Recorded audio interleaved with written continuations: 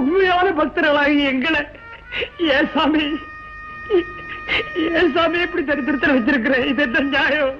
ஏன் ஆண்டவரே, அவங்க போற தப்பான வழிதான் சரியா, இல்ல நாங்க போற பக்தி வழிதான் சரியா? ஒண்ணுமே புரியலையே சாமி. மரம் வச்சவன் தண்ணி ஊத்துவாரு சொல்லுவாங்களே, இப்படி ஒரு மரத்தையே வச்சுட்டு தண்ணி ஊத்தாம வாட விடுறியே சாமி, இது நியாயமா? பதில் சொல்ல ஆண்டவனே. சொல்ல மாட்டேன். சொல்ல மாட்டியா? உன் கண்ணென்ன குருடா, உன் காதென்ன செவடா?